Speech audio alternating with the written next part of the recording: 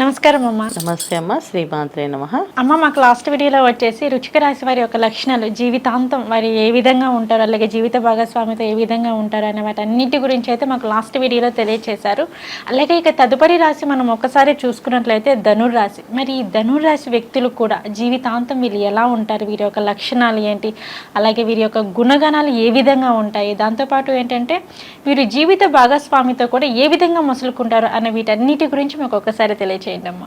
ధనస్సు రాశికి అధిపతి గురువు కనుక చాలా బాగుంటారు. వీళ్ళు చాలా చక్కగా మాట్లాడగలుగుతారు, ఎదుటి వాళ్ళని ఆకర్షించబడతారు. వీళ్ళు ఓకే, చాలా అట్రాక్టివ్ పర్సన్స్ అనమాట వీళ్ళు చక్కగా. సో ధనస్సు రాశి అనేది ఇప్పుడు మనం చెప్పుకునేది ఏంటంటే ధనస్సు రాశి లక్షణాలు చెప్తున్నాం. సో ప్రతి ఒక్క మనిషికి ధనస్సు రాశి గురించి లక్షణాలు ఇలాగే ఉంటాయంటే ఖచ్చితంగా ఉంటాయి. అలాగే కాకపోతే ఇందులో మళ్ళీ వాళ్ళ డేట్ ఆఫ్ బర్త్ కాంబినేషన్స్ కూడా పనిచేస్తూ ఉంటాయి, వాళ్ళ పేర్లో ఉన్న నెంబర్ పనిచేస్తూ ఉంటుంది.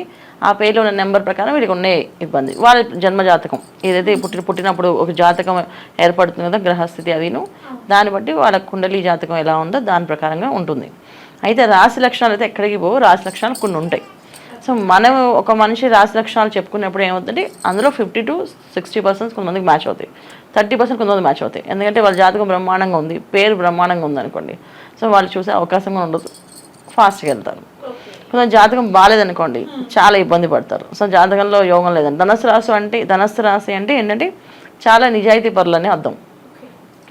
కానీ ఈ రోజులు నిజాయితీగా చేసే పనులు చేసేవాళ్ళే లేదు, తక్కువైపోయారు, చాలా తక్కువైపోయారు. సో రోజు రోజుకి అది ఇంకా మారిపోతుంది. సో అలా ఉన్నారు వీళ్ళు అని అంటే మేము అలా లేవని చెప్పి కామెంట్ పెట్టాల్సి వస్తుంది. అలా కొంచెం జరుగుతుంది. సో ధనస్సు రాశిలో వీళ్ళు జనరల్గా ఏంటంటే మనుషుల లక్షణాలు, రాశి లక్షణాలు అయితే ఏంటంటే చాలా మంచివాళ్ళు, తెలివైన వాళ్ళు, చాలా శుభ్రత ఉన్నవాళ్ళు. వీళ్ళకి చాలా శుభ్రత ఎక్కువ అనమాట. ఏ విషయమైనా సరే కొంచెం నీట్గా ఉండాలి, ఇల్లంతా అందంగా ఉండాలి, ఆఫీస్ అంటే నీట్గా ఉండాలి, ఒక ఆర్గనైజ్గా ఉండాలి, ఏ పని చేసినా ఒక పద్ధతి ప్రకారంగా చేసుకోవాలి అనే లక్షణాలు ఎక్కువగా ఉంటాయి వీళ్ళకి. సో ఎప్పుడు ఏది ఎలా ఉన్నా సరే, అంటే చాలామంది ఏంటంటే ఆ నీట్నెస్ లేకపోతే ఏం భరించలేరు అనమాట వీళ్ళు. మైండ్ అసలు వాళ్ళకి చాలా ఎక్కువగా ఉండే లక్షణం ఈ ధనస్సు రాశి వాళ్ళు వీళ్ళు ఫస్ట్. సో ఈ రాశి వాళ్ళు ఎక్కువగా ఉంటారు అందులో. సో వీళ్ళకి ఎడ్యుకేషన్ కంటే కూడా నాలెడ్జ్ ఎక్కువగా ఉంటుంది. చదువుకున్నారా అంటే చాలామంది ధనస్సులో చదువుకున్న వాళ్ళు చాలా తక్కువ మంది చెప్పుకోవచ్చు, మనం వేల మంది లెక్క పెట్టచ్చు. కానీ వీళ్ళ తెలివితేటలు చాలా బాగుంటాయి, వ్యాపార వ్యక్తంగా ఉంటాయి వీళ్ళ తెలివితేటలన్నీ. స్టడీ కన్నా నాలెడ్జ్ చాలా ఎక్కువగా ఉంటుంది. ప్రతి ఒక్క విషయాన్ని చాలా అనాలిసిస్ చేసి వాళ్ళ ఓన్గా చేసుకునే శక్తి ఉంటుంది అనమాట. సో ఈ ధనస్సు రాశిలో పుట్టిన వాళ్ళు చాలామంది అన్ని రంగాల్లో రాణించగలిగే శక్తి ఉన్న వాళ్ళు, అన్ని రంగాల్లో ఉంటారు. ఈ రంగం వీళ్ళకి సూట్ అవుతుంది, ఆ రంగం సూట్ అవుతుంది చెప్పగలరు. అంటే ఒక్కొక్క రాశి వాళ్ళకి వచ్చేసి ధనస్సు అన్నప్పటికీ ఏమవుతుంది, అన్ని రంగాల్లోకి వెళ్తారు వాళ్ళు. సినిమా ఇండస్ట్రీ తీసుకోండి, ఫిల్మ్ ఇండస్ట్రీ తీసుకోండి, తర్వాత వ్యాపారం తీసుకోండి, వ్యాపారంలో రియల్ ఎస్టేట్ తీసుకోండి, క్యాటరింగ్ తీసుకోండి, అన్ని అంటే ఉద్యోగాల కంటే కూడా వీళ్ళు వ్యాపారం చేయడానికి ఇష్టపడతారు. సో వీళ్ళు తెలివైన వాళ్ళని చెప్తాను కదా, ఎక్కువ తెలివితేటలు ఉన్న వాళ్ళు కొంచెం ఏ పని ఎలా చేసుకోవాలనేది అనాలిసిస్ చేయడం వచ్చు. కొంతకాలం ఉద్యోగం చేసినా ఆ డబ్బును సంపాదించి దాంతో వ్యాపారం చేయడం, ఆ వ్యాపారంలో రాణించడం బాగా అలవాటు వీళ్ళకి. అది బాగా వీళ్ళకి చాలా ఇష్టం అనమాట. సో ఇలా ఉండాలి, ఇలా చేయాలి అనేది వీళ్ళకి ముందే ప్లాన్ చేసుకుంటారు. చాలామంది ప్రొఫెషనల్స్ కూడా ఇందులో ఉంటారు. ధనస్సులో చదివిన డాక్టర్స్ కూడా ఉంటారు, వాళ్ళు మంచి హస్తవాసమే అవుతారు. వాళ్ళ చేతితో వైద్యం చేస్తే అది తొందరగా వాళ్ళకి బాగుంటుంది. చాలామంది అంటే మీరు మీ గురువు గారు డాక్టర్ గారు చెప్తే ఈ మందు వేసుకుని వెంటనే తగ్గిపోయిందని మాకు అంటుంటారు కదా, దీనికి కూడా ధనస్సు రాశిలో పుట్టిన వాళ్ళకి అదృష్ట యోగం అనమాట. సో అలాంటి లక్షణాలు ఎక్కువగా ధనస్సు వారికి ఉంటుంది. ఇంకా జీవిత భాగస్వామికి దగ్గరికి వచ్చేసరికి ఏమవుతుందంటే మంచి వాళ్ళు దొరుకుతారు వీళ్ళకి, 110% మంచి వాళ్ళు దొరుకుతారు. ఎవరికో ఒకరికి ఇద్దరికి అంటే మనం ఇప్పుడు ఒకప్పుడు ధనస్సు రాశికి మంచి వారి జీవిత భాగస్వామి చాలా తెలివైంది అండ్ వీళ్ళకి అనుకూలంగా మారే అమ్మాయి లేదా అబ్బాయి, అబ్బాయిలకైతే అమ్మాయి, అమ్మాయిలకైతే అబ్బాయి.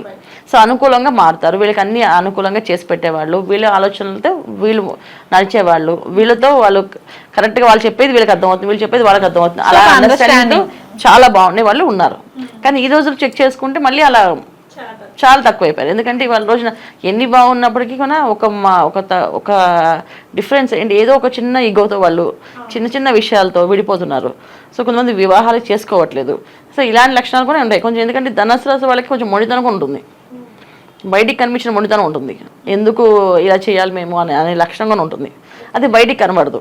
అంత వీళ్ళకి కనిపించేదంతా వాళ్ళు శుభ్రము మంచిగా మాట్లాడడము ఎదుటి వాళ్ళతో ఏ విషయాలైనా సరే కోపం లేకుండా మాట్లాడగలుగుతారు. చాలా కోపం ఎక్కువ వీళ్ళకి. కానీ ఎదుటి వాళ్ళతో మాట్లాడినప్పుడు మాత్రం ఆ కోపం చాలా కంట్రోల్ చేసుకొని మాట్లాడే శక్తి వీళ్ళకి ఉంది. ఓకే, మీరు ఇందాక అన్నారు కదా, సో వీళ్ళకి నాలెడ్జ్ అని చెప్పేసి, సో ఆ, ఎక్కడ ఎలా మాట్లాడాలి అని బాగా తెలుసు అనమాట. సో ఆ కోపాన్ని కంట్రోల్ చేసుకుని మాట్లాడగలుగుతారు. కానీ ఇంట్లో మాత్రం అది ప్రదర్శించేస్తారు. ఇంట్లో టకటకటగా తిట్టేస్తారు, వైఫ్నైనా అది తిట్టేస్తారు వాళ్ళు. మళ్ళీ కాసేపు అయిన తర్వాత మళ్ళీ వాళ్ళు వచ్చి సారీ రిక్వెస్ట్ చేసి బతిమాలుకుంటారు. అలాగే హస్బెండ్ అయినా వైఫ్ అలాగే తిట్టేస్తుంది, మళ్ళీ సారీ అని చెప్పి మళ్ళీ రిక్వెస్ట్ చేసుకుంటారు. సో ఇలా లక్షణాలు ఎక్కువగా వీళ్ళకి ధనస్సు వాళ్ళకి ఎక్కువగా ఉంటుంది. ఈ లక్షణాలు ఎక్కువ నాన్న. అలాగే అమ్మ మీరు చెప్పారు ధనుసు రాశి వారి లక్షణాలు, వారి గుణగణాలు ఎలా ఉంటాయి, ఏ విధంగా ఉంటారు వారు అని చెప్పేసి అని మాకు చెప్పారు. బట్ వీటికి అంత బాగుంది, బట్ ఎంత బాగున్నా కానీ మనకి ఎక్కడో ఒక చోట చిన్న లోపం అనేది కనిపిస్తూ ఉంటుంది. కాబట్టి మీరు చెప్పారు కొంచెం కోపం ఎక్కువగా ఉంటుంది అని చెప్పేసి. సో వీరు దానికి ఎటువంటి పరిహారాలు చేసుకుంటే బాగుంటుంది అంటారు? మెయిన్ కోపం ఎక్కువ అనేకంటే కూడా వీళ్ళకి ఏంటంటే సేవాతత్వం అనేది కొంచెం తక్కువ ఉంటుంది. ఓకే, సేవాతత్వం, సేవ చేయడం అనేది తక్కువ ఉంటుంది ఫస్ట్. సో అది కొంచెం వీళ్ళు పెంచుకుంటూ వెళ్ళాలి. ఎవరికైనా ఏదైనా చేయాలి అంటే ముందు ఉండి చేస్తారు. అంటే వీళ్ళకి ఏంటంటే ఒక రకమైన పద్ధతి అనమాట అవగాహన. అంటే ఒకటే చేస్తారు, ఏదో ఒకటి నచ్చుతుంది ఆ నచ్చింది చేస్తారు. సేవ అనేది ఏంటంటే నాకు ఎవరికైనా భోజనం పట్టే ఇష్టం, నేను అందుకే ఎవరికైనా ఎప్పుడైనా అన్నదానం చేస్తాను. అన్నదానం ఎక్కడికి వెళ్ళినా కడతారు. ఏ ఊరికి వెళ్ళినా అంటే ఏ క్షేత్రానికి వెళ్ళినా అక్కడ అన్నదానం కేంద్రానికి వెళ్ళి ఒక 100-200 కట్టడం అలవాటు. అలా కట్టేసి వచ్చేస్తారు.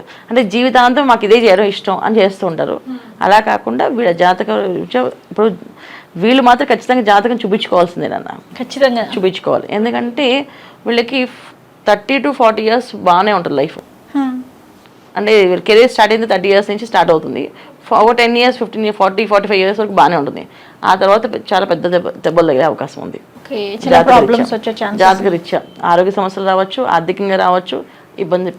సో ఏ విధంగా తెలియదు కానీ ఖచ్చితంగా అయితే వచ్చే అవకాశం 100% ఉంటుంది. సో వీళ్ళు ఏంటంటే ఖచ్చితంగా జాతకాన్ని చూపించుకొని జాతకంలో ఏవైతే నడుస్తున్నాయో వీళ్ళు ఏ రెమెడీస్ చేయాలో తెలుసుకోవాల్సింది కంపల్సరీ. వీళ్ళు ఓకే తెలుసుకుని చేసుకుంటేనే చాలా బాగుంటుంది.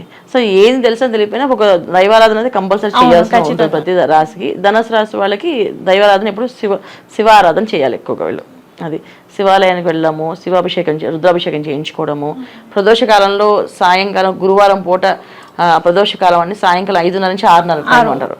ఆ టైంలో శివాలయంలో అక్కడ అభిషేకం చేస్తే ఆ దేవాలయంలో వీళ్ళకి అభిషేకం చేయించుకోవడము, రెగ్యులర్గా దర్శనం చేయించుకోవడం వల్ల కొంచెం మంచి ఫలితాలు వచ్చే అవకాశం 100% ఉంటుంది. ఓకే అమ్మ, ధనుసు రాశి వారికి వచ్చేసి వారి యొక్క లక్షణాలు ఏ విధంగా ఉంటాయి, అలాగే వారి యొక్క గుణగణాలు ఏమిటి, అలాగే వారి జీవిత భాగస్వామితో వారు ఏ విధంగా ఉంటారు అనే వాటన్నిటి గురించి అయితే మాకు తెలియజేశారు. ధన్యవాదాలు అమ్మ. నమస్తే అమ్మ. శ్రీమాత్రే నమః.